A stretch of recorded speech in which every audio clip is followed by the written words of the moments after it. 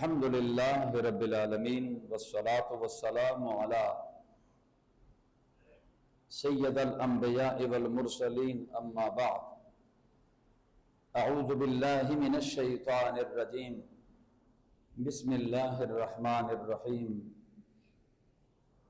ان الشیطان للانسان عدو مبین صدق اللہ مولانا العظیم ان اللہ وملائکتہ یصلون علی النبی یا ایہا الذین آمنوا صلوا علیہ وسلموا تسلیما اللہم صل علی سیدنا محمد وعلی آل سیدنا ومولانا محمد مبارک وسلم الصلاة والسلام علیکہ سیدی یا رسول اللہ الصلاة والسلام علیکہ سیدی یا حبیب اللہ وعلی آلک واصحابک سیدی یا شفیع المذنبین۔ حضرت انس بن مالک رضی اللہ تعالی عنہ فرماتے ہیں کہ ایک دن ایسا ہوا کہ میں نبی مکرم صلی اللہ تعالی علیہ وسلم کے ساتھ ساتھ موجود تھا۔ ہم مدینہ طیبہ سے جوں باہر نکلے تو میری نگاہ جس پتھر پر پڑی، جس درخت پہ پڑی، جس ٹہنی پہ پڑی، ہر درخت سے، ہر ٹہنی سے، ہر پتھر سے، ہر کنکر سے، چھوٹے بڑے پتھر سے، ہر پتھر سے آواز آ رہی تھی الصلاۃ والسلام علیک سیدی یا رسول اللہ۔ وہ مصطفیٰ کریم پہ درود پڑھ رہے تھے۔ یعنی شجر و حجر بھی توجہ کرے ذرا کہ یہ بے جان چیزیں بھی رسول اللہ کی بارگاہ میں درود و سلام پیش کرتے ہیں۔ محبت کے ساتھ ایک دفعہ پڑھی اللہم صلی علی سیدنا محمد وعلی آل سیدنا ومولانا محمد مبارک وسلم۔ حضرات ذی وقار، آج اس مختصر سے وقت میں میرے پاس جتنا وقت ہے آپ نے توجہ کے ساتھ جلوہ گر ہونا ہے انشاءاللہ۔ موضوع میرا جو ہے کہ اللہ کریم نے جس چیز کو مخفی رکھا ہوتا ہے اسے جھانکنا نہیں چاہیے، یہ میرا موضوع ہے۔ اگر کوئی سوال کرتا ہے اللہ کہاں ہے، اب یہ وہ چیزیں ہیں کہ اس پہ اہل ایمان کو خاموشی کا حکم ہے، بلکہ حضرت مولا علی شیر خدا کو یہاں تک بھی فرماتے کہ اپنے جو کمائی کا، جو آپ کماتے ہیں نا پیسے، یہ راز بھی کسی کو نہ بتاؤ کہ میرے انکم کا ذریعہ کیا ہے، اپنے سورس کا بھی کسی کو مت بتاؤ۔ مولا علی شیر خدا فرماتے ہیں دل کی بات جس سے فساد کا خطرہ ہو مت شیئر کرو کسی کے ساتھ۔ آپ فرماتے ہیں کہ جو بات 32 چوکیداروں سے نکلے، ہم کہتے ہیں کہ مہربانی کر یہ گل اپنے تک رکھو، اپنے تک تو آپ نے خود نہیں رکھی، 32 چوکیدار اس کو کنٹرول نہ کر سکے اور اگلے پر آپ کیا اعتبار کرتے ہیں؟ ہمیشہ کے لیے جتنا بھی نقصان ہوتا ہے جب راز فاش کیے جاتے ہیں، آج بھی یہود و نصارہ قارون کے خزانوں کی تلاش میں لگے ہیں، یہ کہاں مل سکتے ہیں جی؟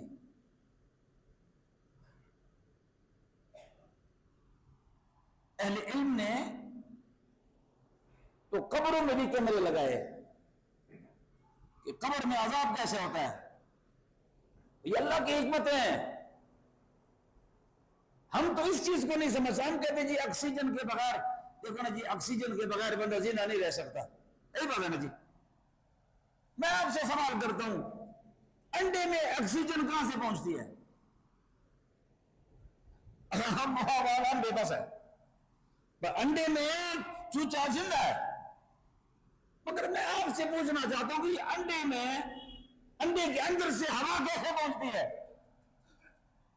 مگر خوراک پہنچانے والا انڈے میں خوراک بھی پہنچاتا ہے، ہوا بھی پہنچاتا ہے۔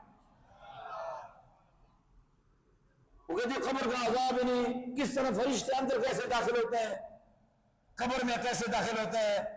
اور جس طرح انڈے میں آکسیجن داخل ہوتی ہے اور انڈے میں جس طریقے سے چوچے کے پاس خوراک پہنچ سکتی ہے، اسی طرح قبر میں فرشتے بھی اسی طرح حاضر ہوتے ہیں. یہ ہمارے اور آپ کے محتاج تو نہیں ہوتے نا جی.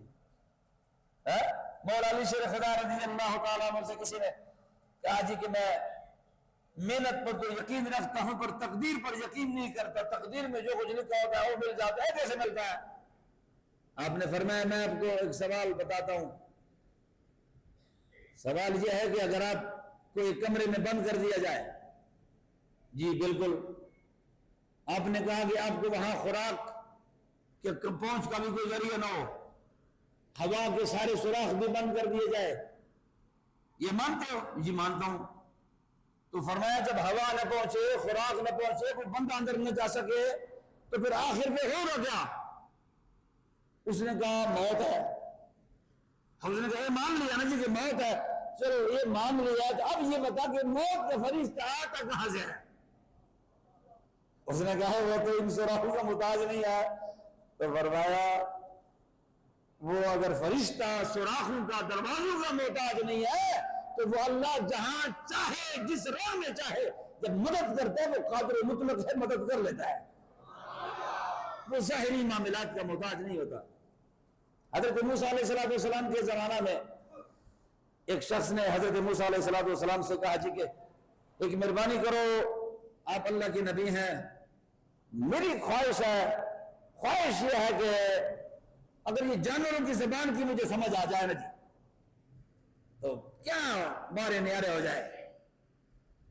آپ نے فرمایا کہ بہتر یہی ہے کہ اللہ کی حکمتوں کو جان کے نہیں دیکھنا چاہیے. جانوروں کی زبان ہم نہیں سمجھتے، ہماری زبان وہ نہیں سمجھتے، پتھروں کو ہم نہیں دیکھتے وہ کیا کر رہے ہیں، مگر شجر و حجر بھی اس کی یاد میں لگے ہیں. ہر جانور کا اپنے کا انداز ہے، اپنا اللہ جانے، اس کے بندے جانے، اس کے مخلوقات جانے، چرند پرند جانے، جانور جانے، اللہ جانے ہم کون ہوتے اس میں جھانک کے دیں گے جی وہ جانور کیا کہتے ہیں. اور یہ رسول اللہ کا فرمان ہے کہ جانور آپس میں کلام کرتے ہیں. یہ جتنے بھی جانور ہیں نا، چرند ہے، پرند ہے، پرندے ہیں، جانور ہے، یہ سارے پرندے آپس میں بات کرتے ہیں، کلام کرتے ہیں، گفتگو کرتے ہیں، ایسی ایسی حرکتیں کرتے ہیں. ہم کہتے ہیں یہ کیسی حرکت کی؟ وہ حرکت نہیں کرتے، وہ کلام کرتے ہیں آپس میں. یہاں تک کہ چونٹیاں بھی بات کرتے ہیں. 18,000 سے زیادہ جہانوں کا جو خالق ہے، مخلوقات ہے، وہ ہر چیز کی زبان کو جانتے ہیں. اللہ ہے، اللہ تعالیٰ ہے. تو اس نے کہا جی مہربانی کرو جی اگر یہ ہو جائے نا جی کہ جانوروں کی مجھے زبانوں کی سمجھ آئے نا. ادھر وہی نازل ہو گئی. اللہ رب العالمین نے فرمایا حامی بھر دو، تنگ کر رہا پہاڑ پر، حامی بھر دو. اس نے پھر کہا جی مہربانی کرو جی کوئی جانوروں کی زبان اگر مجھے سمجھ آ جائے. اچھا چلو ہر جانور کی سمجھ نہ آئے بے شک، مگر ہمارے گھر میں جو جانور ہے نا بس اپنے گھر تک تو اجازت دے دو نا جی. بس اللہ کرے گھر کے جو جانور ہیں نا ان کی زبانوں کی مجھے سمجھ آئے، باقی خیر ہے. اللہ نے فرمایا ٹھیک ہے جی آپ ہاتھ کھڑے کر دیں. یہ ہاتھ اٹھانا یہ بہانہ ہوتا ہے نا جی، اصل کرم تو اس نے کرنا ہوتا ہے. کرم اس نے کرا. اللہ کریم نے فرمایا اے میرے کلیم ہاتھ بلند کر لو. تو جو کچھ یہ کہتا ہے کم از کم جو اس کے گھر کے جانور ہیں نا ان کی زبان کی ان کو سمجھ آئے گی. آپ نے ہاتھ بلند کیے اور کہا جا گھر جاؤ اور گھر کے تمام جانوروں کی بولی کی تمہیں سمجھ آئے گی. اس نے کہا بلے بلے بلے بلے. اس نے کہا پھر اجازت ہے. اور صبر ہے نا بندہ، اب بندہ صبر نہیں کر سکتا. اس نے کہا جی پھر جلدی سے مجھے اجازت دے دو تاکہ میں بھاگا جاؤں. چیک کریں ذرا کہ واقعی مجھے جانوروں کی زبانوں کی سمجھ آتی ہے کہ نہیں آتی. اس نے کہا اجازت ہے. وہ جو بھاگا گھر بھاگا نا جی، کھانا کھا لیا اور کھانا کھانے کے بعد وہ جو خادمہ تھی نا گھر میں اس کو کہا اے جو دسترخوان ہے اے صاف کرو. اس نے جب دسترخوان صاف کیا نا جی اور اس میں کچھ روٹی کے ٹکڑے تھے بوڑے، وہ ٹکڑے تھے وہ بھی باہر پھینک دیے. اچھا اس کے گھر میں ایک کتا تھا، ایک مرغ تھا.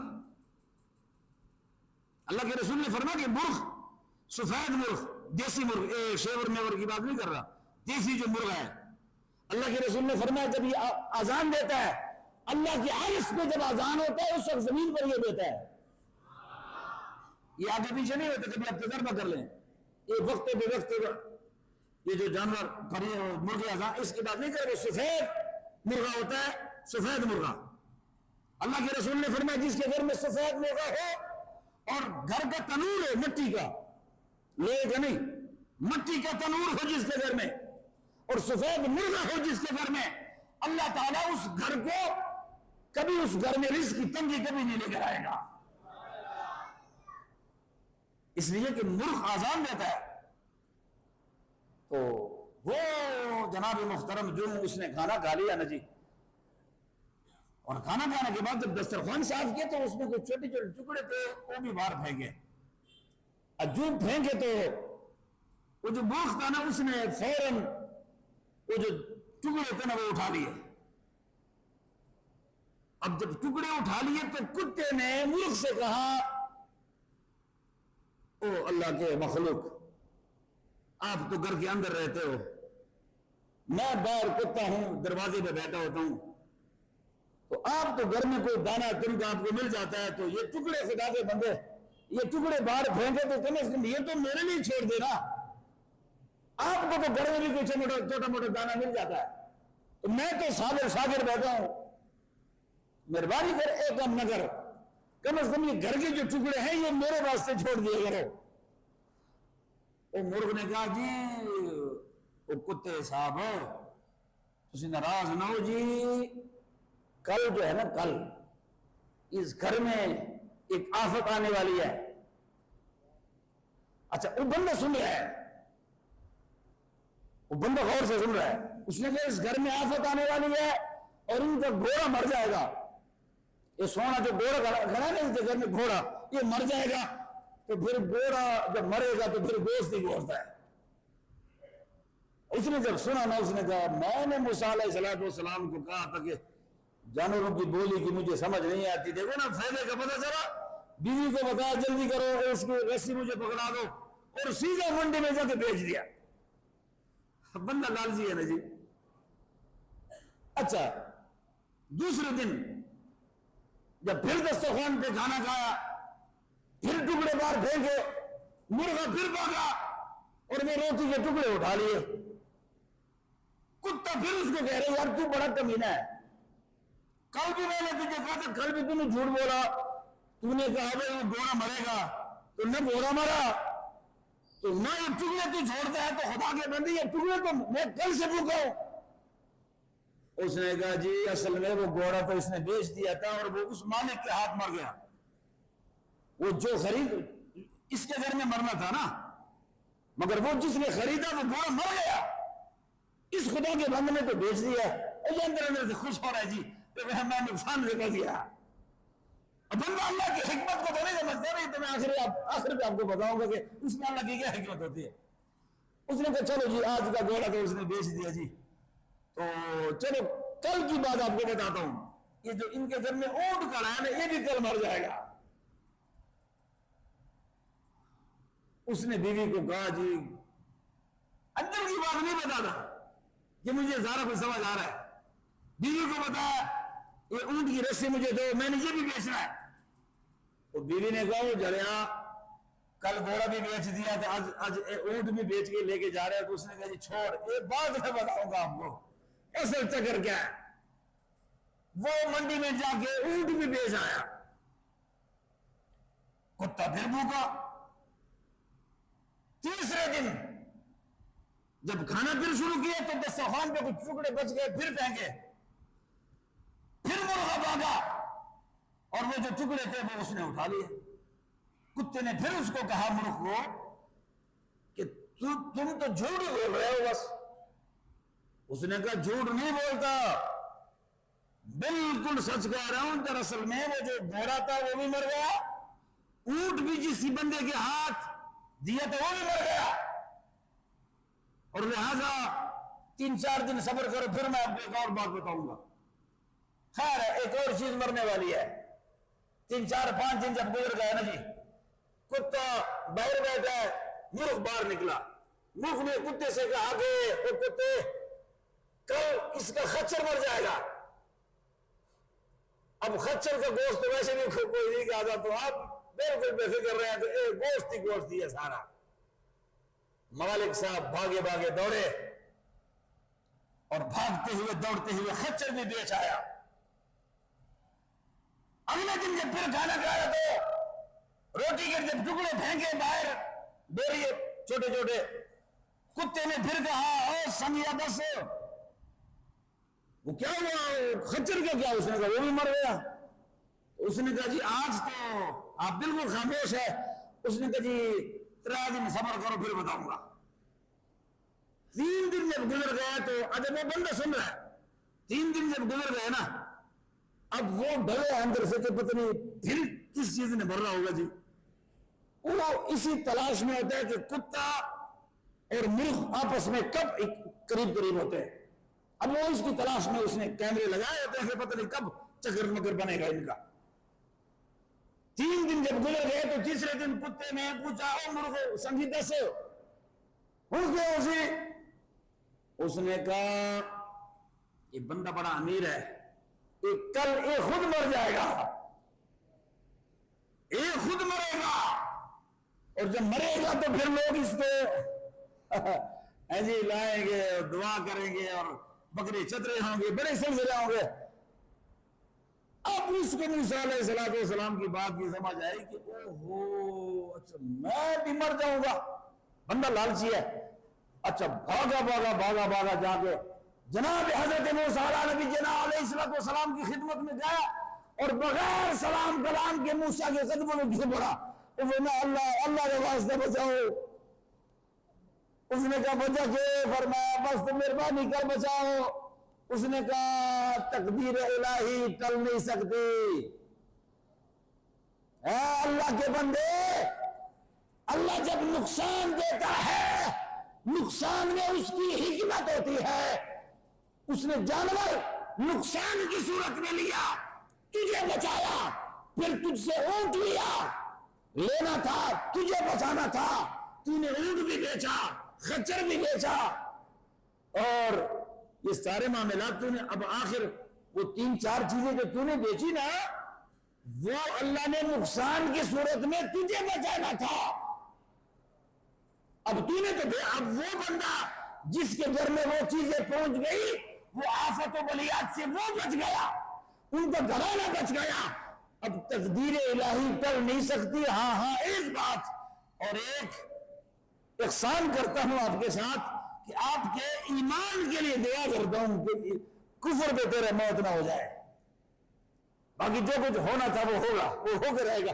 واقعی تیرے پیشانی پر لکھا ہے, مرغ نے کتے کو صحیح کہا کہ تو مرے گا, میں ایک نبی ہوں, اور تیرے پیشانی پہ لکھا ہے کہ تو کل مرے گا, تیری زندگی ختم ہے. کاش اس نقصان سے نہ بچتا, اس کو خوشی سے قبول کرتا. میں نے تجھے کہا تھا کہ اللہ کی حکمت کو اندر سے جھانکنا نہیں چاہیے. خدا جو چاہتا ہے کرتا ہے. بندر جانور پرندے آپس میں کلام کرتے ہیں, تو کاش اگر تو ان کے زبانوں کی بولی نہ سمجھنے کے دعویٰ کرتا تو بہتر تھا. اب تو نے چونکہ دعویٰ کر لی ہے, 4 چیزیں تو بیچ آیا تو, مگر جب تقدیر الہی اب کیا بنے گا؟ میرے کہنے کا جو مقصد ہے وہ یہ ہے کہ اللہ کریم کے محبوب فرماتے ہیں کہ اللہ نے جس چیز کو پردے میں رکھا ہے, اب یہ سٹینڈ ہے, میں تو کہتا ہوں یہ کلام نہیں کرتا, مگر اللہ کے رسول کے فرمان کے مطابق یہ پتھر بھی میرے کلام کو سنتے ہیں. رسول کریم فرماتے اگر پتھر رسول اللہ پہ درود پڑھ سکتے تو کلام کیوں نہیں سن سکتے؟ دیکھنے کے لیے آنکھ چاہیے, سمجھنے کے لیے عقل چاہیے, فہم چاہیے, ادراک چاہیے, سوچ چاہیے, مگر خدا جب چاہے. اللہ کریم نے تو گونگوں سے بھی مصطفیٰ کا کلمہ پڑھوایا ہے. رسول اللہ کا کلمہ گونگوں سے بھی پڑھوایا. پتھروں سے بھی. ابو جہل کے ہاتھ میں کیا تھے؟ بولو نا یار, ابو جہل کے ہاتھ میں کیا تھا؟ پتھر تو تھے. ابو جہل کے ہاتھ میں پتھر بھی رسول اللہ کا کلمہ پڑھ سکتے ہیں. توجہ حضرات, یہ میں گزارش کر رہا تھا آپ کی خدمت میں کہ اللہ کریم کی حکمتوں کو جس طرح موسیٰ علی نبینا علیہ السلام کے دور میں قارون کی جو دولت ہے، اب قارون کی جو دولت ہے وہ بہت بڑی دولت ہے، بہت بڑی دولت ہے، یہاں تک کہ 40 پلوان قارون کے خزانوں کے چابیاں اٹھاتے، 40 بندے قارون کے خزانوں کی چابیاں اٹھاتے۔ اور پھر ایک وقت ایسا بھی آیا کہ قارون نے وہ جو چابیاں تھی دولت بڑھ گیا، پھر ساتھ انہوں نے 70 جو خچر تھے نا، خچروں کے اوپر چابیاں رکھتے اور دولت بڑھ گیا، پھر اونٹوں کے اوپر وہ چابیاں لاتا تھا، اور آخر پہ اس نے ایک کام کیا، اس نے کہا یہ چابی ہے نا لوہے کی، یہ تو بھاری ہوتی ہے، پھر لکڑ کی چابیاں بنائی، مگر لکڑ کی چابیاں بنانے کے بعد بھی ان کا وزن بھی کوئی زیادہ کم نہیں تھا۔ پھر ایک اور کام کیا، اس نے چمڑے کو خشک کیا، چمڑا نہیں ہوتا گائے کا چمڑا خشک کرنے کے بعد اس سے پھر چابیاں بنائی، اور چابیاں بنانے کے بعد مگر دولت کے انبار کا اس کو پھر بھی پتہ نہیں تھا۔ موسیٰ علیہ السلام نے توجہ کرے حضرات، موسیٰ علیہ السلام وقتاً فوقتاً اس شخص کو، فرعون کو دعوت دیا کرتے تھے کہ بازا تو سرکش نہ بن، ظلم نہ کر، زیادتی نہ کر، بے حیائی نہ کر، بے پردگی نہ کر، ظلم نہ کر، باز آ جا، اس لیے کہ اللہ ڈھیل دیتا ہے۔ آپ جب غلطی کرتے ہیں خدا نہیں پکڑتا، آپ کوتاہی کرتے ہیں خدا نہیں پکڑتا۔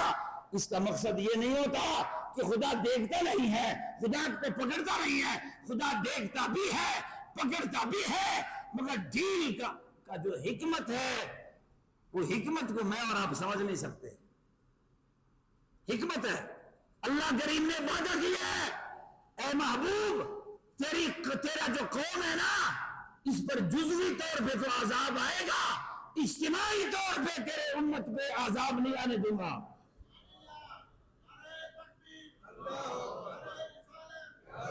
آج لوگ سوال کرتے ہیں فلانی جگہ عذاب آیا، رسول کریم نے فرمایا اللہ نے میرے ساتھ وعدہ کیا ہے میرے امت پر اجتماعی طور پہ عذاب نہیں آئے گا، اور جزوی طور پہ جو عذاب آئے گا وہ اللہ کبھی بتائے گا۔ اے بندہ خدا بازا، اگر ہری بڑی بستیوں کو میں مٹا سکتا ہوں تو تم بھی میری گرفت سے دور نہیں ہو، ایک دفعہ زمین کو جنبش دے دو گا، تمہیں میرے عذاب سے بھی بچا نہیں سکتا۔ وَإِن تُعَذِّبْهُمْ فَإِنَّهُمْ عِبَادُكَ، اے میرے بندے جو چاہوں کر سکتا ہوں، میں اپنی خدائی کا یکتا مالک ہوں، مجھ سے کوئی بھی پوچھنے والا نہیں ہے، میں جو چاہوں کر سکتا ہوں، مجھ سے کوئی پوچھ نہیں سکتا۔ ہاں تو وعدہ، اگر تو گناہ کرتا ہے، لغزش کرتا ہے، کوتاہی کرتا ہے، میں تجھے ڈھیل دیتا ہوں۔ یہ ڈھیل اس لیے دیتا ہوں، اس میں بچنے کی جو صورت ہے نا وہ تیری حکمت نہیں ہے، یہ میرا فضل ہے۔ تو زنا کرتا ہے، شراب پیتا ہے، قتل کرتا ہے، گناہ کبیرہ کرتا ہے، ظلم کرتا ہے، کنڈیاں لگا لیتا ہے، مگر اللہ کریم کے محبوب فرماتے ہیں کہ اللہ نے میرے سے وعدہ کیا ہے، اللہ فرماتے ہیں میں سب کچھ اندھیرے میں بھی دیکھتا ہوں، مگر اے محبوب تیری امت پہ عذاب نہیں آنے دوں گا، یہاں تک کہ ان کا جب حساب کتاب کروں گا نا، حساب کتاب بھی میں باقی مخلوقات سے الگ تھلگ کروں گا۔ میں یہ بھی گوارا نہیں کرتا کہ امت تیری ہو اور ان کے گناہیں باقی امتیں دیکھیں، باقی امتوں کو بھی تیری امت کے گناہ نہیں دکھاؤں گا، وہ بھی پردے میں ہوگا۔ اور رسول کریم کا ایک فرمان سنو اور اپنے ایمان کو تازہ کرو، اور ہر لمحہ شکر ادا کرو۔ اللہ کے 11 نبی تھے جنہوں نے عرض کیا تھا اللہ ہمارے سر سے نبوت کا تاج اٹھا دیں، رسول اللہ کی غلامی دے دیں۔ رسول کریم کا فرمان سنیں اور اپنے ایمان کو تازہ کرو۔ حضور فرماتے ہیں انا حظکم من الانبیاء وانتم حظنی من الامم۔ حضور فرماتے ہیں خوش ہو جاؤ اے میرے امت، خوش ہو جاؤ کہ اللہ کے سوالات انبیاء کرام میں محمد تمہارے حصے میں آ گیا ہوں، اور تم خوش قسمت ہو کہ امتوں میں تم میرے حصے میں آ گئے ہو، نبیوں میں میں تمہارے حصے میں آ گیا ہوں، اور امتوں میں تم میرے حصے میں آ گئے ہو۔ اس پر شکر ادا کیا کرو، ہر وقت شکر ادا کیا کرو کہ اللہ تیرا شکر ہے کہ تو نے ہمیں رسول اللہ کے امت میں پیدا کیا ہے۔ کیا ہم حضرت نوح کے امت میں پیدا ہوتے، خدا اس پہ قادر نہیں تھا؟ آپ ذرا اقوام کو دیکھیں نا، لوگوں پر پتھروں کی بارش ہوئی، رات کو گناہ کرتے، صبح پیشانی پر لکھا ہوتا اس نے رات کو یہ کام کیا ہے، اس نے یہ کام کیا ہے۔ رسول کریم فرماتے ہیں کہ اگر بندے کو خدا وہ آنکھ دے دے، وہ آنکھ جس میں ہر انسان بندے کو اندر سے دیکھ سکے، تو رسول کریم فرماتے کوئی بندہ کسی دوسرے کے قریب نہیں بیٹھے گا۔